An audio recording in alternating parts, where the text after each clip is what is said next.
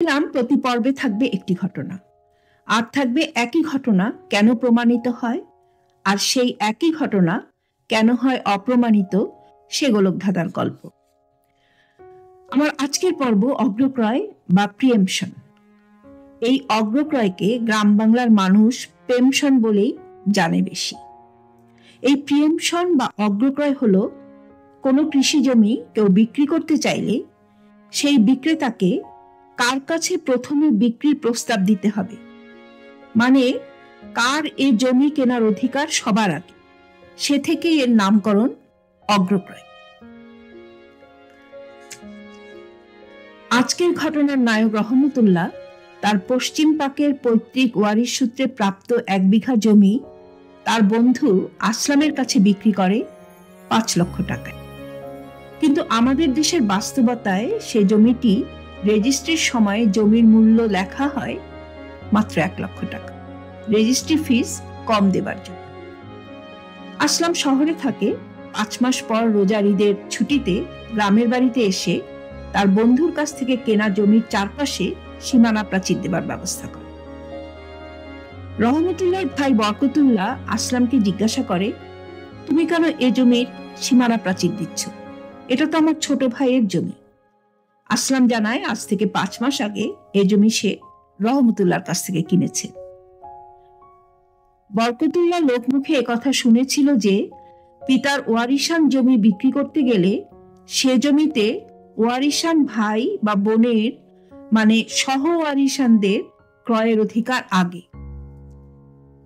আসলাম তাকে যখন জানায় সে 5 লক্ষ টাকায় এ জমি কিনেছে, তখন একটু ঘাবড়ে যায়। এত টাকা দিয়ে তো তার এ জমি কেনার সামর্থ্য নেই। সে তার পরিচিত দলিল লেখকের কাছে যায়। দলিল লেখক জানায় সাধারণত এদেশের লোক রেজিস্ট্রিতে জমির দাম কম দেখায়, তারা দলিলের নকল তোলে। হাতে চাঁদ পায় বরকতুল্লাহ, এত দামি জমি সে মাত্র 1 লক্ষ টাকায় পাবে। অগ্রক্রয় বা প্রিএমশনের মামলা করে বরকতুল্লাহ। সাক্ষ্য প্রমাণে আদালত দেখে বরকতুল্লাহ নালিশি জমিতে ওয়ারিশ সূত্রে সহ অংশীদার। সে বিক্রির সময় কোনো নোটিশ পায়নি। যেদিন বিক্রির কথা জেনেছে তার 1 মাসের মধ্যেই জমির ক্রয় মূল্য আর ক্ষতিপূরণ দিয়ে বরকতুল্লাহ আদালতে মামলা করেছে। বিচার শেষে মামলায় জিতে যায় বরকতুল্লাহ। হায় হায় করতে থাকে রহমতুল্লাহ আর আসলাম মিয়া।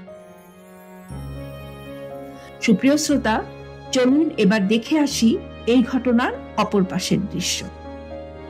রহমতুল্লাহ যখন আসলামকে তার পৈতৃক ওয়ারিশান জমি বিক্রি করতে চায়, তখন দলিল লেখক তাদেরকে জানায় পৈতৃক ওয়ারিশ সূত্রে প্রাপ্ত জমি বিক্রি করতে গেলে প্রথমে সহ ওয়ারিশদের আগে জানাতে হয়। রহমতুল্লাহ তার ভাই বরকতুল্লাহকে জানায়। বরকতুল্লাহ বলে 5 লক্ষ টাকায় এ জমি কেনার সঙ্গতি তার নেই। বুদ্ধি করে রহমতুল্লাহ 2 জন সাক্ষী সহ এ কথাটা লিখে নেয় বরকতুল্লাহর কাছ থেকে। তাছাড়া বিক্রির সময় আইনানুগভাবে সহ অংশীদারদের নোটিশও করে। বিক্রি হয়ে যায় জমি ওই একইভাবে। 5 লক্ষ টাকার জমি 1 লক্ষ টাকায় রেজিস্ট্রি হয়। জমি বিক্রির 5 মাস পর রোজার ঈদের ছুটিতে আসলাম গ্রামের বাড়িতে এসে নালিশি জমিতে সীমানা প্রাচীর দিতে যায়। কথা প্রসঙ্গে প্রকাশ পায় 5 লক্ষ টাকায় বিক্রি হলেও 1 লক্ষ টাকায় রেজিস্ট্রি হয়েছে জমিটি। লোভ জাগে বরকতুল্লাহর মনে। সেভাবে 5 লক্ষ টাকার জমি যদি সে 1 লক্ষ টাকায় কেনার সুযোগ পায়, তবে কেন সে নেবে না? অগ্রক্রয়ের মামলা করে বরকতুল্লাহ। বিচারে প্রকাশ পায় রহমতুল্লাহ আসলামকে বিক্রির আগে সর্বপ্রথম বরকতুল্লাহকে এ জমি কিনবার জন্য প্রস্তাব দিয়েছিল। কিন্তু বরকতুল্লাহ এ জমি কিনতে অস্বীকার করায় বরকতুল্লাহর জানা মতেই 5 লক্ষ টাকায় জমিটি বিক্রয় করে তৃতীয় পক্ষ আসলামকে। আদালত আরো দেখতে পায় যে বরকতুল্লাহ বিক্রির বিষয়টি জানার সুদীর্ঘ 5-6 মাস পর অগ্রক্রয়ের মামলাটি করেছে, যা আইনের নির্দিষ্ট সময়ের পরে। আদালত বরকতুল্লাহর মামলাটি ডিসমিস বা নামঞ্জুর করে।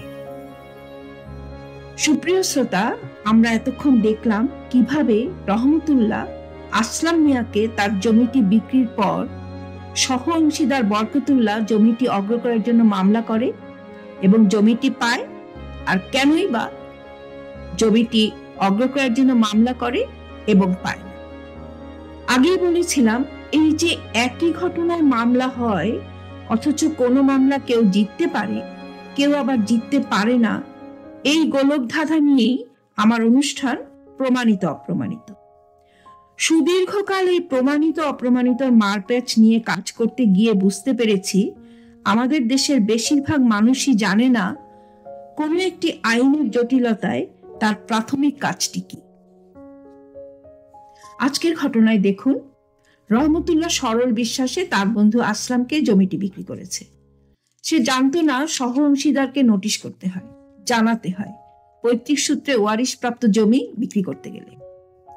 এই প্রসঙ্গে খুব সহজ করে যদি আইনের কথাগুলো বলি, তবে প্রথমেই বলতে হয়, বর্তমান আইন অনুযায়ী শুধুমাত্র উত্তরাধিকার সূত্রে সহ অংশীদাররাই অগ্রক্রয়ের মামলা করতে পারবে। যদিও পূর্বের আইনে ক্রয় সূত্রে সহ অংশীদার বা পার্শ্ববর্তী জমির মালিকরাও অগ্রক্রয়ের মামলা করতে পারত। আরো বলে রাখি, আজকের গল্প কিন্তু কৃষি জমির অগ্রক্রয়ের অধিকার নিয়ে। অকৃষি জমি নিয়েও অগ্রক্রয় চলে, তবে সে গল্প অন্যদিন হবে। প্রিএমশন বা অগ্রক্রয়ের কথা বলতে গিয়ে মনে পড়ে গেল আমার জীবনে প্রথম শুনানির গল্প। আমি জুডিশিয়াল সার্ভিসে যোগ দেবার আগে 9 মাস রাজশাহী কোর্টে প্র্যাকটিস করেছিলাম। আমার সিনিয়র ছিলেন সে সময়ের অন্যতম বিজ্ঞ আইনজীবী মকবুল হোসেন স্যার। আমরা 7-8 জন জুনিয়র তার চেম্বারে কাজ করতাম। তো একদিন দুপুরে অতিরিক্ত জেলা জজ আদালত থেকে আমাদের চেম্বারের একটি মামলার ডাক পড়ল। আমার সিনিয়র সেদিন শহরের বাইরে ছিলেন। প্রহরী দৌড়াতে দৌড়াতে এসে আমাকে একটা ফাইল দিয়ে বললেন, রেডি হয়ে নিন, শুনানি করতে হবে। আমি তো আকাশ থেকে পড়লাম। নথিটা একটু নাড়াচাড়া করে গেলাম কোর্টে। আমি দাঁড়িয়ে বললাম, ইওর অনার, আমার সিনিয়র আজ উপস্থিত নেই, সময় চাই। অপরপক্ষ খুব খুশি, কারণ তাদের মামলা যথেষ্ট খারাপ ছিল। মাননীয় জজ সাহেব বললেন, 4 বছর ল পড়েছেন, প্রিএমশনের আপিল, একটি মাত্র পয়েন্ট, এ মামলা আজই শেষ করতে হবে, কোনো সময় দেওয়া যাবে না। আমার কান দিয়ে ধোঁয়া বেরোতে লাগলো, চোখে মুখে অন্ধকার দেখছি, কথা বলতে চাচ্ছি কিন্তু গলা দিয়ে স্বর বের হচ্ছে না। মাননীয় জজ সাহেব আপিলকারী বিজ্ঞ আইনজীবীকে বললেন, শুরু করুন। উনি ছিলেন রাজশাহী বারের সে সময়ের বাঘা উকিল নজরুল ইসলাম স্যার। উনি বলেন, ইওর অনার, নিম্ন আদালত তামাদিতে বাড়িতে মর্মে মামলাটি খারিজ করেছেন। বিজ্ঞ সিনিয়র উনার মামলার গল্পটি বলে আইনের ব্যাখ্যা দিতে শুরু করেছেন। যত সময় যায় দেখি, আরে এ তো আমার সব জানা। দরখাস্তকারী বিক্রির নোটিশ না পেয়ে যেদিন বিক্রির কথা জেনেছে, সেদিন থেকে 1 মাসের মধ্যে মামলা করলেও যেদিন জেনেছে বলে দাবি করেছে তা প্রমাণ করতে পারেনি। মাঝে বিক্রি থেকে 1 বছর সময় চলে গেছে। সঠিকভাবেই নিম্ন আদালত তামাদিতে বাড়িতে বলে মামলাটি খারিজ করেছে। আপিলকারী পক্ষের সিনিয়রের আর্গুমেন্ট শেষ হতে কোথা থেকে যেন সম্বিত ফিরে পেলাম, গলার স্বর ফিরে পেলাম। বলে ফেললাম 2-4 লাইনে আসল কথা। মাননীয় জজ সাহেব বললেন, আপিল ডিসমিসড, মানে আপিল নামঞ্জুর, অর্থাৎ আমাদের পক্ষ জিতে গেছে। নাটকের শেষ দৃশ্য তখনও কিন্তু বাকি। আমি সিনিয়রের চেম্বারে ফিরে এসে গাউনটা চেয়ারে রেখে বসেছি। বিজ্ঞ সিনিয়র নজরুল ইসলাম স্যার রুমে এসে বললেন, খুব ভালো করেছো মেয়ে, এই দই মিষ্টি আনো, সেলিব্রেট করি। ওর সিনিয়র থাকলে তো সেই খাওয়াতো। আমরা দই মিষ্টি খেতে শুরু করেছি। পাশের প্লেটে গরম সিঙ্গারার দিকে আমার চোখ। এমন সময় আপিলকারী পক্ষের মক্কেল রুমে ঢুকে সিনিয়র নজরুল ইসলাম স্যারকে যাচ্ছে তাই গালি দিতে লাগলো, যার মূল কথা হলো, আপনারা দুপক্ষ মিলে দই মিষ্টি খান, আমারে হারাইয়া দিয়া, এই যোগ সাদস্যের শুনানি আমি মানি না। এবার ফিরে আসি তামাদি, মানে তামাদিতে বাড়িত বা বার্ড বাই লিমিটেশন হয়ে যাওয়া মানে কি। এটা আসলে খুব সহজ একটি ব্যাপার। প্রত্যেকটা মামলাতেই মামলার কারণটি ঘটার পর একটি নির্দিষ্ট সময়ের মধ্যে আদালতে নালিশ জানাতে হয়, মানে মামলা করতে হয়। এটি সিভিল বা দেওয়ানি মামলার ক্ষেত্রে বেশি প্রযোজ্য। আপনারা জেনে রাখুন, কোন প্রিএমশন মামলা দায়ের করতে হবে সর্বশেষ সংশোধনী মতে দলিল রেজিস্ট্রির 2 মাসের মধ্যে। আর যদি আপনি বিক্রির নোটিশ না পেয়ে থাকেন, বা বিক্রির বিষয়টি অবগত না হয়ে থাকেন, তবে যেদিন বিক্রির কথা জানবেন সেদিন থেকে 2 মাসের মধ্যে আপনাকে মামলা করতে হবে। সুপ্রিয় শ্রোতা, চলে আসি শেষ কথায়। এই প্রিএমশনের কথায় মনে পড়ে গেল জুডিশিয়াল সার্ভিস পরীক্ষার ভাইবার কথা। ভাইবা বোর্ডে ঢুকেছি, এ মাথা থেকে ও মাথা পর্যন্ত টেবিল জুড়ে সব পরীক্ষক, কারো চোখে চোখ রাখার ক্ষমতা নেই। রুমে ঢুকবার আগে জল খেয়েছি, কিন্তু ঢুকেই মনে হলো আরো একটু জল খেতে হতো। এক কথা দু কথায় বোর্ডের একজন জিজ্ঞাসা করলেন, আপনি কিছুদিন প্র্যাকটিস করেছেন, লিখেছেন, কোনো মামলা করেছেন কি? আমি অবলীলায় বললাম, প্রিএমশন মামলা করেছি। এপাশ থেকে ওপাশ থেকে প্রশ্ন আসতে শুরু করলো। আমিও টুকটাক করে উত্তর দিতে থাকলাম। ভাইবা বোর্ড তো আর জানতো না যে আমার বাবার লেখা ল্যান্ড ল বইটার প্রুফ দেখা কিছুদিন আগে শেষ করেছি, আর সাথে সেদিনের আপিল শুনানির অভিজ্ঞতার কথা। কোথায় যেন শুনেছিলাম ভাইবা বোর্ডে এমন ভাবে উত্তর করতে হয় যেন সেই সম্পূরক প্রশ্নটি পরীক্ষকের মুখে তুলে দিতে হয়, যার উত্তর আমি খুব ভালোভাবে জানি। কিভাবে যেন এই প্রিএমশন নিয়েই 15-20 মিনিট সময় কেটে গেল। বোর্ড থেকে বের হই সময় মন বলছিল, বড় কোনো অঘটন না ঘটলে জজ হবার স্বপ্ন ঠেকায় কে।